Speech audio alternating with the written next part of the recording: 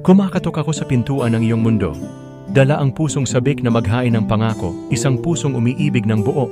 Walang pag-aalinlangan, walang pagkukunwari. Para sa'yo lang, sa'yo lang. Minsan bang pumasok sa isip mo na ako ang matagal mo nang hinihintay, na ang bawat halakhak, bawat bulong ng hangin ay para tayong dalawa lang?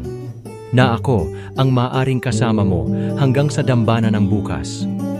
Hindi ko alam kung paano sasabihin, pero kayang-kaya ko itong isigaw sa lahat. Pwede bang sa akin ka lang? Pwede bang akin ka lang, ngayon, bukas, at sa mga susunod pang mga araw? Dahil sa tuwing iniisip kita, bumibilis ang bawat pintig, kaba at kilig na hindi may kukubli. Isang uri ng kasiyahang hindi ko pa natagpuan sa iba. Hanggang kailan kaya ako maghihintay ng tanong?